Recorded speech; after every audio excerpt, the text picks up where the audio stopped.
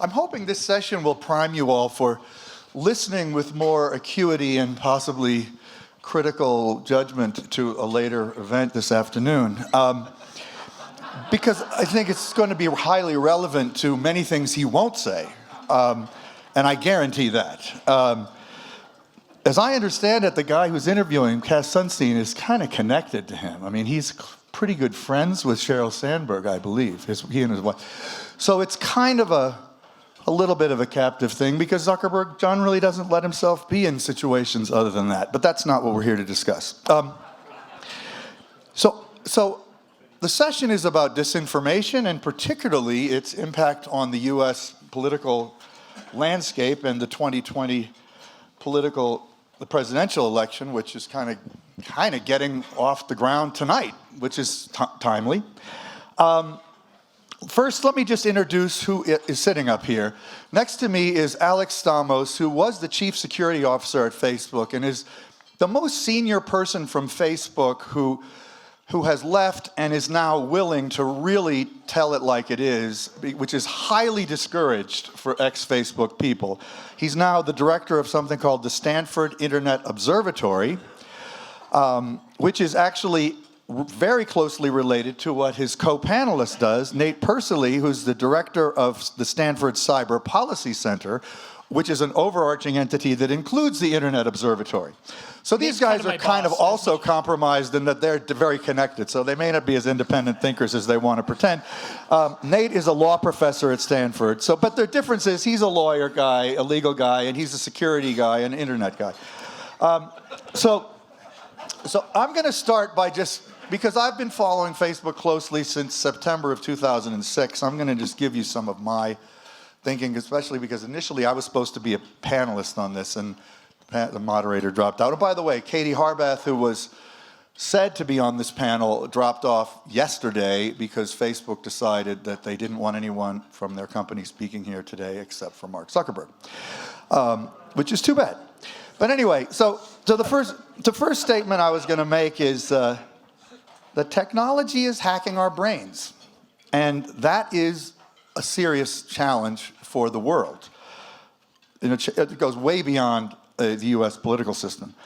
And this is primarily because of targeted, personalized, data-based advertising as the business model for the internet at scale. And as the technology industry has shifted to an advertising-based business model, an enormous range of problems have emerged alongside that development. Technology really was not connected to advertising for the most part until quite recently. And of course, this mostly affects Facebook and Google, but there's plenty of other companies, particularly outside the United States, that it affects very much.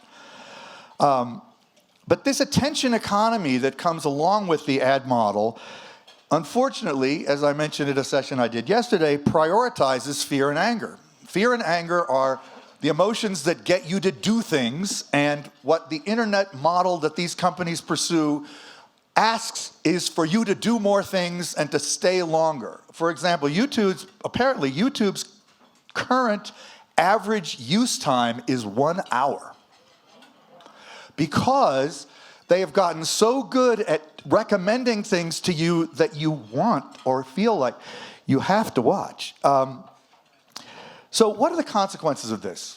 One, in my opinion, the most serious consequence, which I'm not going to say has happened in the United States, is the rise of autocrats around the world. And I don't think that it is entirely because of the alienation of working people and global immigration. All those things are totally real. There's huge class division, economic inequality in many countries, but the sudden rise of Duterte, Bolsonaro, Erdogan, Orban is probably the worst of them all. Every one of those guys and many others like them who are very politically successful around the world today are master manipulators of the internet ad-based business model. And people like that who are unafraid to lie, unafraid to do anything in order to gain power, have been handed the perfect platform for manipulation. And they are brilliant at it, unfortunately. And to mention something I also mentioned yesterday, but I find especially appalling, as an example of how bad that is, in Myanmar, which for one reason or another got the most coverage, although it's by no means the only country where this kind of problem has arisen, the military junta was, in effect, encouraging a genocide against the Muslim Rohingya minority. And it was widely known that this was happening. Facebook had received innumerable complaints. There was plenty of information available to them about what was happening. But it was only when a United Nations report explicitly blamed Facebook for contributing to genocide that right after that, like I think the day after that, or within days, Facebook banned the head of the military junta from Facebook, which should have been done long before. But that's the level of intervention that they seem to require to do the right thing. That's not good, at least until recently. Maybe things are changing slightly. Another big consequence of this, in general, is just more societal division. And just a few more comments from me. Facebook does make a really big deal out of having 30,000 plus content moderators, and I'm sure Mark will mention that today. Maybe he'll even update the figure. Maybe it's 35,000 now. But still, in many languages, many countries, there is effectively no moderation. Until at least very recently, this may still be the case, there were only 4 moderators for the entire country of Nigeria, which has 22 million Facebook users. They only added moderators in Burmese and the Sinhala language of Sri Lanka, which is another country that's had terrible problems with ethnic discord fomented by social media. They only added moderators in those languages in the last 2 years. And it's been happening long before that, and they knew it was happening long before that. They've had very clear reports given to them as long as 5 years ago about ethnic violence engendered by Facebook in Sri Lanka, and they did nothing. This appalls me, as you can tell. And essentially, the reason for all this, in the case of Facebook, is that they prioritized growth over governance. And that has now gotten us into a global scale system with 2.5 billion users that is almost ungovernable, in my opinion. Maybe my co-panelists here, that I'm supposedly moderating, no, moderators can make introductions. I know that. But maybe they'll disagree with that, and I'm very eager to hear if they do. But and there's plenty to say about YouTube, but I'll hold off on that, because a lot of these same complaints and problems are equally exemplified in behavior on YouTube. But I'll leave that for possibly later. And let me start by, maybe since Nate is more the pure academic, I'll let you start, and then let the practitioner turned critic go second. So, Nate, why don't you start? Sure. Is that all right? Did you guys, had you worked something else out among yourself we that thought I didn't know? We are so far off the script at this point. There's no script, that's why. Do you want to talk first, or would you like me to? Yeah, I mean, I'm just going to respond a little bit. It is true that over-optimization for growth is a significant component of problems at Facebook. You have put forward a string of thought that has become very kind of intellectually trendy, of which the analytic power of that string of thought is actually quite poor. And that is because this whole kind of surveillance capitalism, it's all the ads, is not true. The basic truth is the internet, the companies, the Facebooks, YouTube, whatever, are the reflection of the current people at the top of the mountain who will eventually be supplanted by somebody else as part of the kind of information revolution of the internet, which has kind of re-architected the relationships between people and information in a way that is not been seen in the world since the invention of the printing press, right? So the invention of the printing press was a massively democratizing step of taking who controls history, who controls the written word out of the monks, out of the control of the Catholic Church in the West, and gave it to lots and lots of people. What was the effect of the printing press? Well, Europe had hundreds of years of war, for example, coming out of the Protestant Reformation, which was built upon this, right? And we are going through the same kind of impact of, we've gone from anybody who has a printing press can reach perhaps hundreds or thousands of people with a pamphlet, to radio and television, which was massively de-democratizing, right? So radio and television meant you had to be a huge corporation with lots of capital and the ability to petition the government to give you spectrum to speak to people. And so we had a step backwards in the democratization of information in the 20th century. And now we've had a spectacular explosion of democratization of information where people have the ability to talk to one another, talk to small groups, in some cases talk to large groups who are never able to do that. And so you can't look at any of this without thinking about what happens when you let billions of people have a voice before. Now, the thing is this is the kind of thing that all the coastal liberals in the room like me are like, oh yeah, people should have a voice, right? Like everybody should be able to be equal. It's just anything that kind of sounds good. Well, we're living through the truth of that, right? Is that all of a sudden, all of these groups that have felt oppressed, people who have been white supremacists for a long time, but they've never been able to meet each other, they have a voice. Also who has voice, people behind Black Lives Matter, people behind the Me Too movement, right? And so part of this whole set of complaints really comes out of kind of the old school media elite who you always feel a little bit of... Wait, which complaints do you mean? Of the complaints that come down to tech needs to control the speech of other people. We're not going back to a world where 35 middle-aged white men decide what is the Overton window of political speech, right? And so to a certain extent, we're going to have to live with the good and the bad. Now, you had some specific examples. The reason the whole advertising thing, the best counterexample of that is actually WhatsApp, right? So WhatsApp belongs to Facebook. It makes no money. There are no advertisements on WhatsApp. It provides a huge amount of privacy to people. In fact, the day that we turned on encryption on WhatsApp was probably the largest uplift in communication privacy in the history of mankind, right? Over 1 billion people had the ability to talk to one another without Facebook having access to their data or governments having access to their data. It has no algorithmic ranking. It has no ads. It makes no money. And yet, WhatsApp was the core of the issue in India, and it's actually a significant part of the issue in Sri Lanka and Myanmar. The main issue in Brazil also. And the main issue, Bolsonaro was not using ads. What Bolsonaro was doing was motivating people to then push disinformation and on a one-to-one basis with a very small amount of amplification, taking advantage of the privacy it gave him. And so clearly advertising can have zero to do with that because WhatsApp has no effect on the growth metrics and all the other kinds of stuff that people talk about. So I'm just gonna push back against that whole strain of thought because it kind of drives me nuts because the companies have made a lot of mistakes, but the truth is that a lot of the critics on the outside are criticizing the wrong things and they have the wrong analytical You can push back all you want on the ad point, which I don't care about as much as the point that they knew that genocide and ethnic discord was being fomented by their systems for many years in many countries and did nothing. Right. And they did the prioritize growth into many geographies where they had no local language expertise, no national expertise.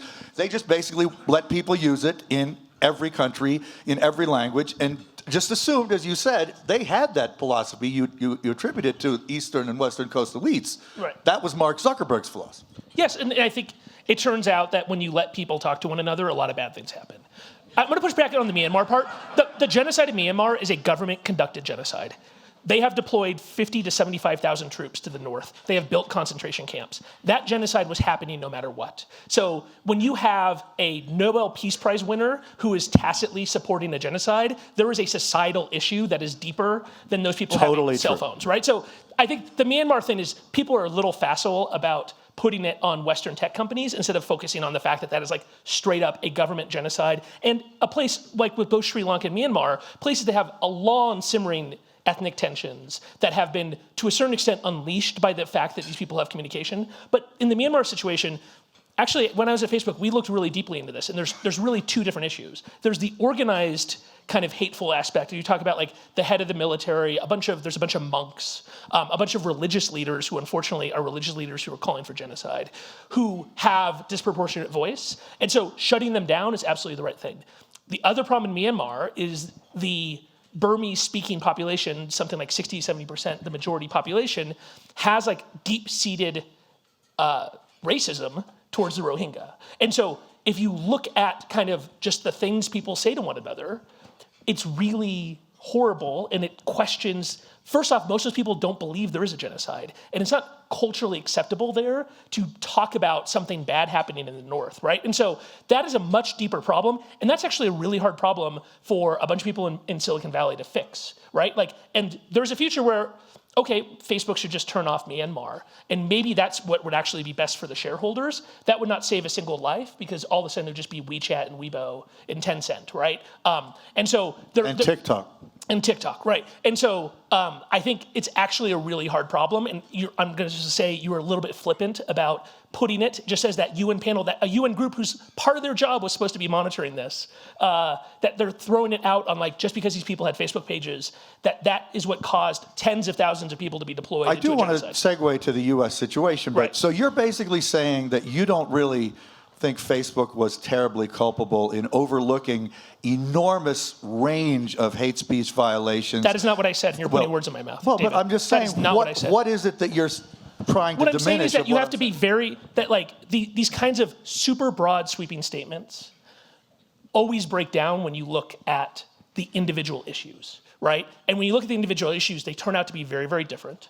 And they turn out to have very different solutions. And in some cases, it's very hard to, the other issue we have to deal with is how powerful we want these companies to be, right? And so it's one thing to say that the companies should silence organized, hateful people. It is another thing to imply that they need to change the mode of speech among millions of people in a country that they don't really understand. And so part of the argument there is perhaps they shouldn't operate in these countries, well, that's right? A legitimate question to ask. Which is a legitimate question to ask, and that's also a really tough one, because nobody wants to say, perhaps, Western companies should not be providing these kinds of models that were based upon kind of, how we use the internet in the United States. Our belief of what hate speech is, like the Western model of hate speech breaks down very hard in places like Sri Lanka and Myanmar, and that's like one of the fundamental issues. It's kind of the rules Facebook has, how moderation. Okay, but take it to the U.S., and the one thing you've mentioned, which is such a central problem, is the relative power of the companies versus the governments, right? Yes. And how do we deal with that, which is such a vexing problem? Looking at the U.S. in particular, what do you observe, and what do you think should happen? Right, so the companies are acting in a quasi-governmental manner in controlling the speech of billions of people.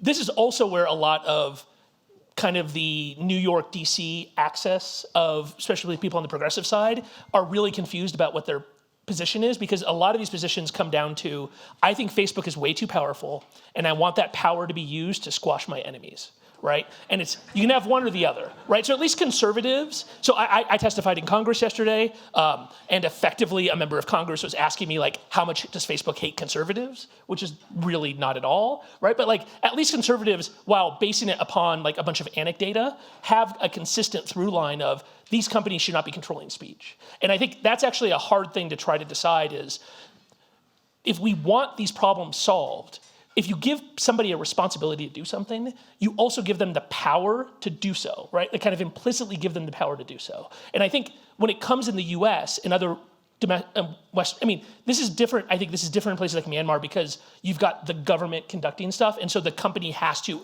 basically officially come out and be opposed to the government. And the truth is Facebook is opposed to lots of governments. And we didn't talk about a lot of the things that you haven't heard about that we've had to take care of, right? I'd love to hear about them, because there's much more instances where they've not come down on the government. Like Duterte is a great example where they've allowed him to do enormous. But that's the problem is Duterte was legitimately democratically elected, and the disinformation problem in the Philippines is being driven by Duterte's followers. The guy has hundreds of thousands of people who will go out and slander anybody who questions him, and that becomes really hard. I think Maria Ressa is a great person. I don't think she should be in jail. I think we should be on her side. If I was still at Facebook, should I use the fact that I have met Maria Ressa and I like her to shape the political decisions of millions of Filipinos? That is the hard part. And the answer, at some point, we're going to have to separate between the actions of people where we don't like, but then we're going to not ask these companies to change them because we don't want them to have that power, right? And that's the fundamental thing. Exact, I mean, if you're forcing me toward exact... Can I just jump in here a second? Yeah. I've now Sorry. learned... Hold on. You can jump in a second. I'm going to quit while I'm ahead here. I am the moderator, believe it or not. I want to just say one thing, then you can jump in. Moderate is the word, moderator. I've learned my lesson that I should always take the invitation to speak first. You know, that was my mistake, and I'm being punished just for it. quickly on Duterte and these other countries. No, let him talk. Let him talk. Oh, well, the point is the government is misbehaving. Thank you very much. Right. Well, let me pick up on this conversation and try to redirect it a little bit, which is that realize that for the most part, we're asking the companies to regulate speech that we don't think the government could regulate, right? And so we're putting burdens on the companies to go beyond what we would call illegal speech to what is sort of harmful speech generally. In fact, there was a report that recently came out of the British Parliament, which was on online harms. And they had a whole series of recommendations to deal with illegal speech, things like defamation that, are either tortious or criminal. And then they said, even beyond that, we think the companies should regulate this other kind of harmful speech. And the hard question is, well, if it's so difficult for the government to regulate it, whether it's hate speech or whether it's disinformation like, why do we expect that it's going to be even easier for Facebook to do it? Because whenever Facebook makes these decisions, right, it's always going to have, there are going to be political winners and losers, right? And this is what Alex was dealing with in Congress yesterday and that we've always had to deal with. In an environment where disinformation is more prevalent on one side of the spectrum, should the American technology companies put a finger on the scale? All right, so that's I think, sort of at 10,000 feet. But let me also amplify one other thing that Alex said, though we will disagree on some other things, which is that in some ways the problem is even worse than you're describing, which is that the internet is to blame. And you were sort of pushing on this as well, which is that we've often thought, I teach First Amendment law at Stanford, and so one of the bedrock principles of First Amendment is that the marketplace of ideas is the best test for truth, right? That you just allow more speech and then the truth is going to win out. It's not clear whether that was ever true. It's certainly not true in the internet age, right? Not only because the loudest speakers are getting amplified and but even it's non-human speakers who are having a role to play in this marketplace of ideas, right? So that you are unable to distinguish between a bot, right, that would be communicating a message or a human being, let alone whether someone's actually here in the US or whether they're the prototypical 600-pound person sitting in Moscow, tweeting away, right? And so that's why, so this is a fundamental challenge to the way we think about free expression, right? Which is how do you deal with the problem where the marketplace of ideas is not really working, okay? And so I think it's wrong to think about this problem as if it's just about, say, hate speech or if it's just about fake news, because hate speech is as old as speech, fake news is as old as news, right? We have plenty of antecedents of problems like this in the legacy information ecosystem. The question is, what is it about the technology itself, right? The way we communicate now that makes disinformation more dangerous or prevalent, and also, I think, places real challenges to the democracy. And so what are those features of, say, internet communication? The first is a kind of family of issues, which you alluded to at the beginning when you were talking about outrage and which is that the internet ecosystem privileges velocity, virality, and volume. The speed at which information travels, the fact that it travels through peer-to-peer communication, and the sheer amount of information that we have access to just on our cell phones in our pockets, right? And so you've probably heard that old line, right? A lie will make its way halfway around the world before the truth can put its boots on, right? If you look online, it's attributed to Mark Twain in 1917. Mark Twain happened to have been dead in 1917, but so it's a little bit fake news about fake news. But the point still remains, right? And this is election relevant, right? Because elections take place at a particular time, and so well-placed lies in the run-up to an election are more difficult to combat in the internet era than they were before. And that is because the information ecosystem is dominated by peer-to-peer sharing. And as you said, we know what kinds of communication and information achieve virality. It's the kind that appeals to outrage, appeals to emotion. Sometimes that emotion is love. That's why you have a lot of cat videos in your news feed, right? But it's also the kind of outrage sort of bidding almost that goes on Twitter and Facebook and the like. Second is the problem of anonymity online, right?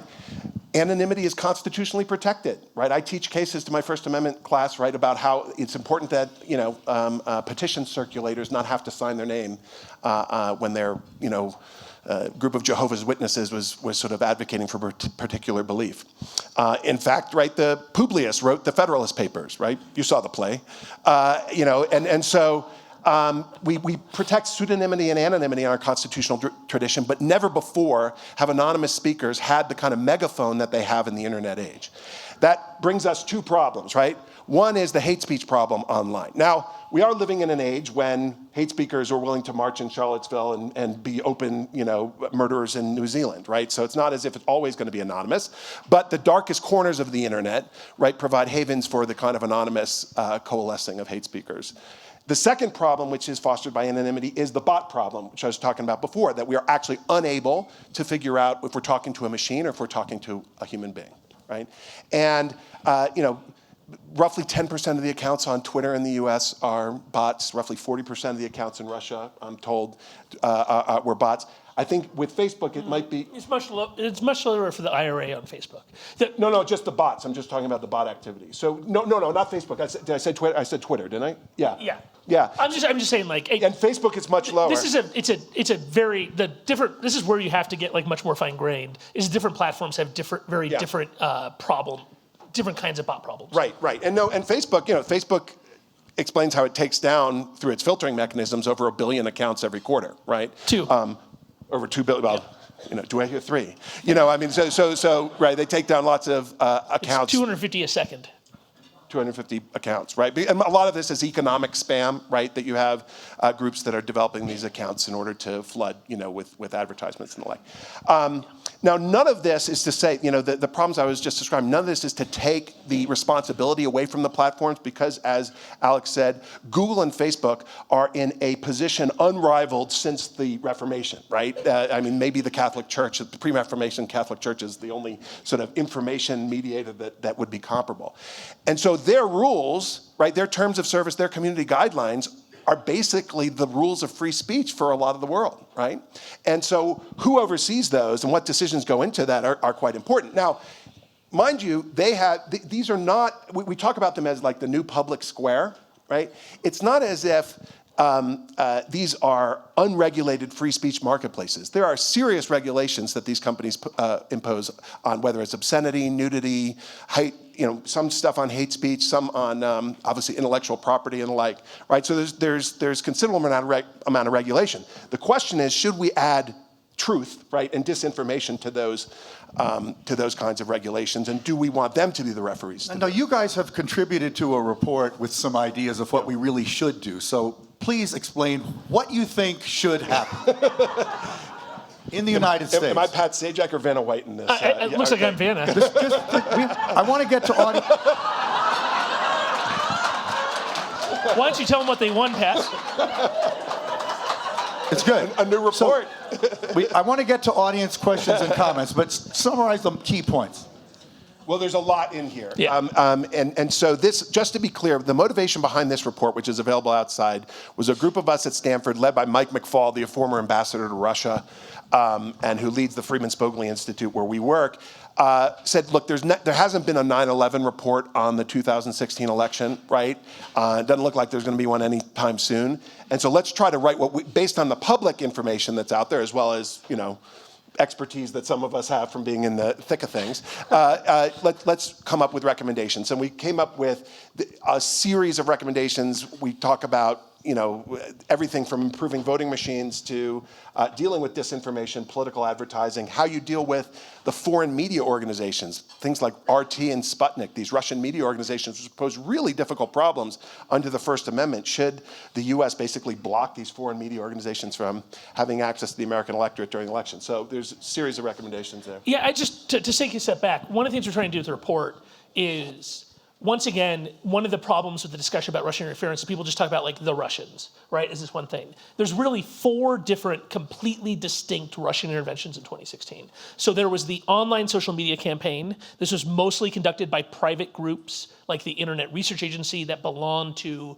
one or more oligarchs who are well aligned with Putin. That was mostly conducted on the social media companies completely without any kind of offensive cybersecurity component, and was much more diffuse, so it started well before the election. It was much more about driving wedges between people on both sides. So actually, a big chunk of it is like fake Black Lives Matter groups, right? Was actually was the largest single component of like political groups that the Russians are pretending to be were fake Black Lives Matter groups, right? So they're trying to find real issues in American society and then make it as hard as possible for people to have reasonable discussions about them. So you create a Black Lives Matter group, you create a pro-police group, both of them in Baltimore, you advertise inside of the inner city for the Black Lives Matter group, you advertise in the suburbs for their pro-police, and then you get them to reference each other. And it's the same people in the same floor in St. Petersburg pretending to be these totally different groups. And the goal is to pull Americans behind them to get tens of thousands, hundreds of thousands of Americans to then spread the content and to fight amongst one another and then sit back and watch. So that's the first one. The second is the GRU campaign. So GRU is the main intelligence directorate of the Russian military. These are intelligence professionals, much more professional than the IRA. And I mean the Internet Research Agency, like there's actually gray here. I don't have to define that in my classes that I teach because nobody knows about the Irish Republican Army. But for you folks, I meant the Internet Research Agency. So GRU is much more professional. This was GRU broke into John Podesta's email, broke into Colin Powell's email, broke into the servers of the Democratic National Committee.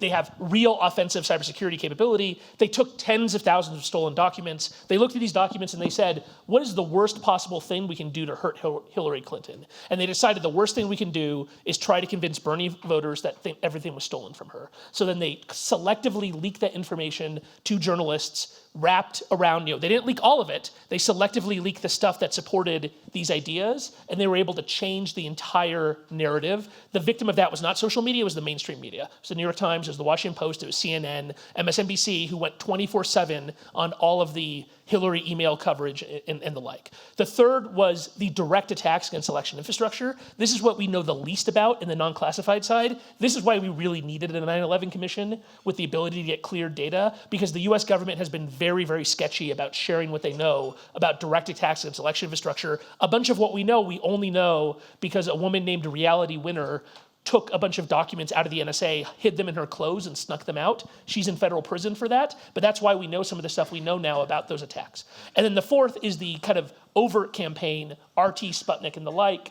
Apparently there's lots of people that don't understand the R in RT is Russia, or they don't care. And that's like, actually, of all of this stuff, that's the most depressing to me, is that even if people know this content is like coming from the Russian government, as long as it corresponds with their prior beliefs, they're happy to reshare it. And so we try to address all four of those classes of issues. My number one recommendation in here is when advertising absolutely is a problem. It's not a problem in some of the issues you brought up, but in the US election it is. Advertising is the most dangerous part of the social media platforms because it gives you the most amplification possibility. You trade money for amplification. It also allows you to put content in front of people who didn't ask to see it. So it has the least kind of free expression concern. If somebody joins a private anti-vax group on Facebook, they have said, I want to consume anti-vax material. There's a real free expression concern about then saying, no, that's not good for you, right? But allowing people to put their stuff in front of others is not like a freedom that we really give. So what's the top recommendation now? So our top recommendation is to have laws that expand the definition of what a political ad is to include issue ads. 80-90% of the Russian ads did not mention a candidate and therefore were not actually technically illegal, right? So we want to make that illegal. This was social media as well as general media? All social media, yeah. And So it would be, whose job would it be to decide that? Well, that's a good question. one of the really hard parts. Right now, Google and Facebook are making their own decisions, and they make totally incompatible decisions. So somebody like Congress is going to have guidelines, and then like the FTC or FEC probably judges. And then we have a bunch of limits on those ads. So like if something's an issue ad, it has to be run by an American. It has to be in a transparent archive, and a big thing that I'm really pushing for is you can't use the AI hyper-targeting that is available on Google and Facebook for political ads. That's less about the Russians. That's more just about American billionaires. Like we're in this world where, probably the first election that was really influenced by Facebook was 2012 when the Obama campaign did a lot of stuff that was later a scandal under Cambridge Analytica, but apparently the New York Times thought it was fine when the Obama campaign did it. The Obama campaign did a bunch of stuff, super duper good smart ad targeting, kicked the Romney campaign's butt. The Republican donors did not like that. And so they built all of this capacity starting in 2012, hiring people in Silicon Valley, hiring ex-tech people to build Republican ad tech. Donald Trump absorbed that capability. So it wasn't their campaign as much as the fact that the RNC had built a whole capability that once he was the candidate he got, and then he beat in 2016, and now you've got Michael Bloomberg wanting to spend $500 million to build a better data capability to win 2020. While I agree with his goals, I don't like this idea that it's like whoever has the best billionaires wins, Okay. right? And no offense to all the billionaires in the room, of which there are several. I'm sure there are plenty. And so like, I think we need to limit the capability because there's basically 30 Cambridge Analyticas that are running right now that just haven't broken Facebook's policies, and we gotta limit those companies. But we're talking macro, the problem of disinformation in the world, but particularly American politics.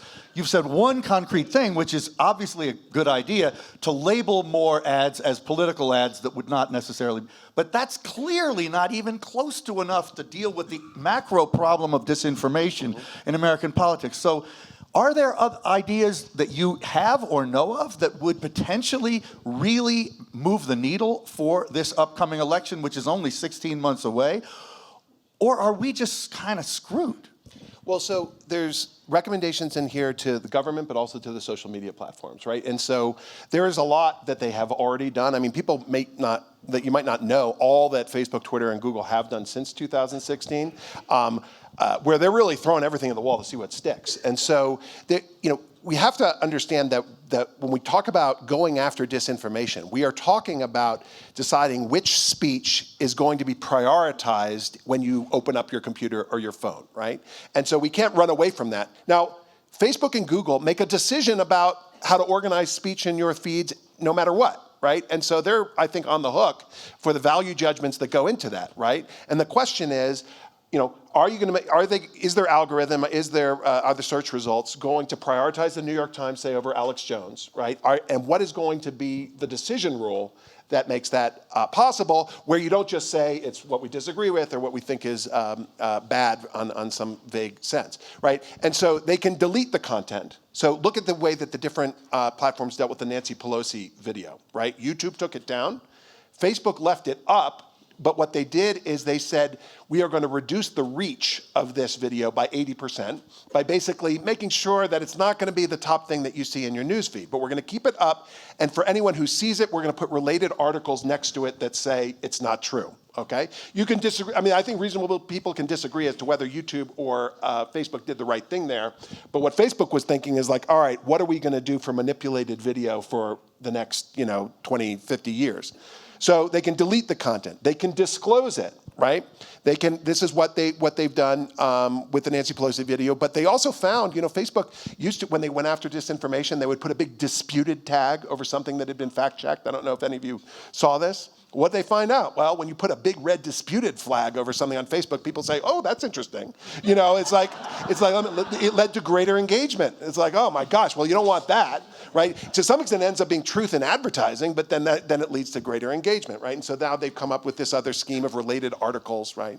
And the problem is that we're seeing that the most kind of authoritarian responses to disinformation are the things that work, right? The deletion of content or trying to push it out of the sight of people, but those are the ones that are most risky from a First Amendment standpoint. One thing Facebook is in the process of creating is this Supreme Court for content, right? Now, that's an external entity that they will sort of but not really control, or maybe not really but sort. I don't know whether they will or not. Maybe that's a longer conversation. But it is, the interesting thing about it is it's an external entity that theoretically they don't control. And to me, it sounds like that's what you both would like to see more of, maybe government and the platforms and civil society broadly coming together to come up with some kind of oversight mechanism. Is that, in general, the direction we have to go? I think we do need greater government regulation of the platforms. And actually, the platforms are coming around to this because they realize they can't decide these issues, whether it's privacy, whether it's disinformation, hate speech, and like advertising. I mean, just to tell you a little story. So Nicholas Clegg, right, who was a former head of the Liberal Democrats in Britain and then became a vice president at Facebook, went to the European Commission, European Parliament, I think 4 months ago, to announce what the rules would be on advertising for the European parliamentary elections, right? So digest that for a second. You have an American technology executive, right, who is announcing what the rules of speech, right, in the European parliamentary elections are going to be. But that's because Facebook is the only one that was going to get anything done, and they made a decision, for example, to regulate political ads. And so now Facebook is determining what is an issue of national legislative importance. Okay. Hey, by the way, yeah, we've got to go to questions because this is, by the way, 10 minutes longer than it should Okay. be.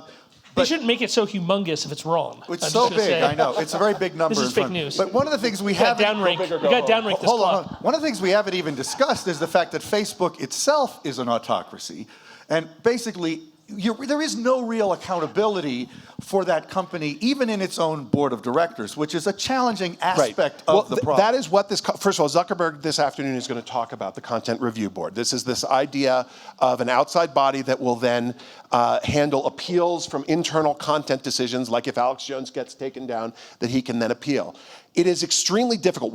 I taught a class on this with our students at Stanford. We'll issue a report on this in the next month. It's extremely difficult once you start thinking about how to develop this so-called Facebook Supreme Court that will be internationally representative, that will deal with the millions of takedowns per day that Facebook deals with, and that also, it's not as if there's a Facebook constitution that exists that you could then use to overrule the kind of statutes that Facebook is. We are hitting on the key issues, but I think we hear from the audience. So okay, but you asked for another recommendation tied to that. Really quick. We don't know about what content is moderated, so another thing we're calling for is for Congress to create a safe harbor and for the companies to create archives for all of the moderated content so that academics can study what decisions are being made. That sounds like a it's great impossible idea. right now for academics to make a determination of what is and is not happening, and then also the way that data gets deleted makes it very hard for us to study things like the Iranian Revolutionary Guard and the Russians, other people's disinformation. So that would be mandated by government. Right. Should that basically happen in every country then? Well, so the people, it's crazy for me to say this, the people who are most thoughtful about this right now is the French,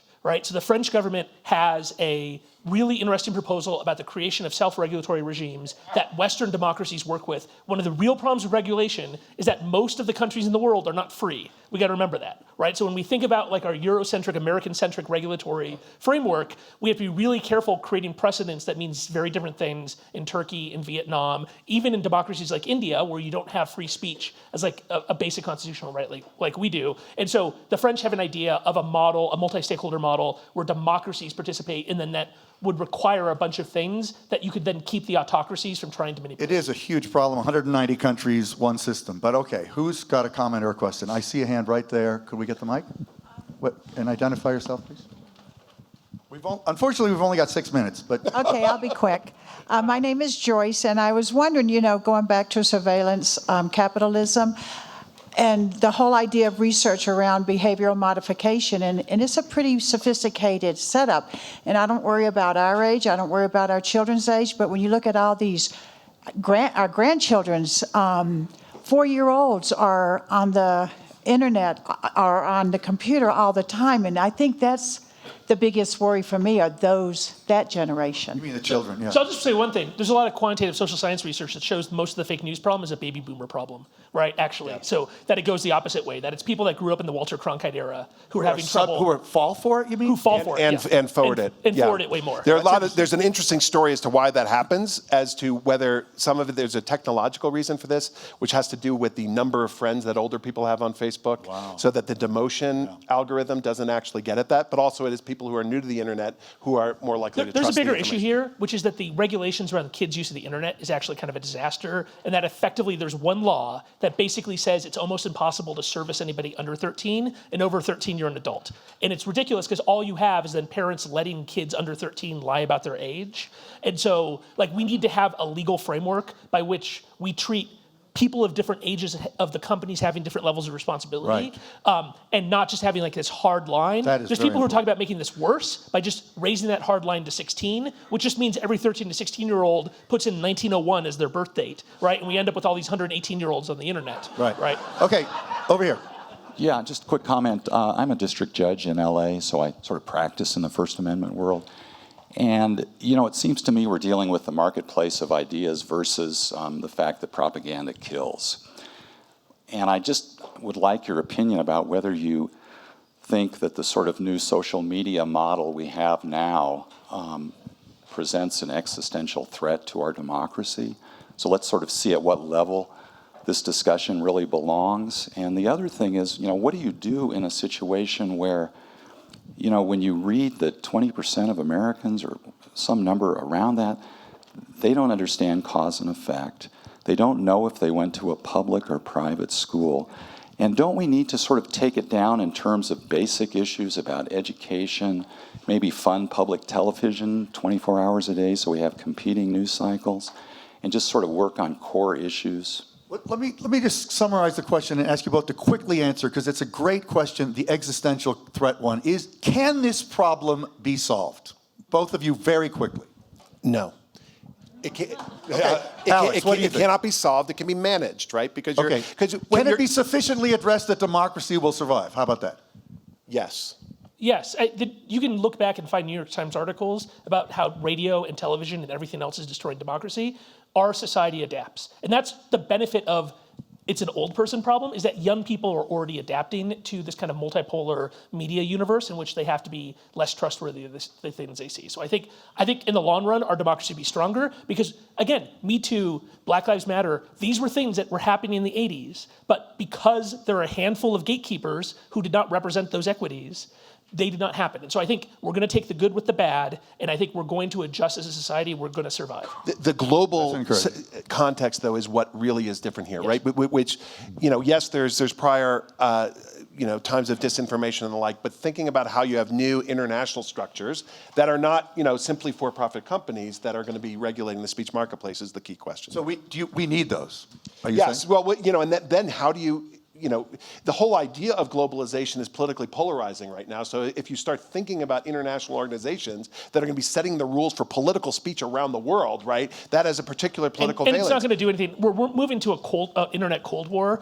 where everybody in the world is using platforms that are either made by Americans or by the Chinese, right? And so you can't discount the fact that WeChat and Tencent and Weibo and Baidu are national. And TikTok has a massive child safety issue. It's incredible. It's the fastest growing one of them all. That's why I keep mentioning it. And a number of U.S. companies wanted to buy them, and the Chinese blocked it because the Chinese are smart about using TikTok. 100 million accounts in the U.S. on TikTok, which is owned by the Chinese. Which is a huge mechanism for gathering.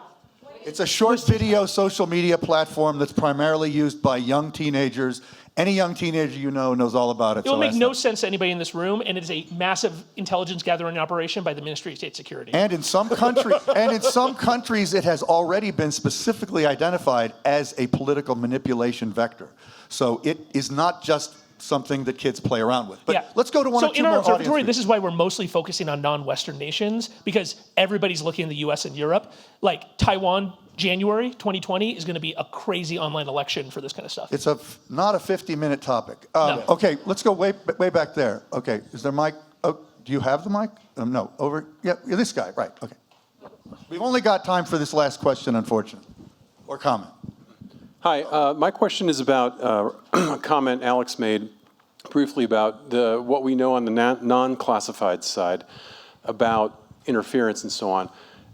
Realizing this may be a bit of a conundrum to ask you, what do we know about the classified side, or what do we suspect about the classified side? In other words, what are we not knowing as a general public that maybe Congress people and others know?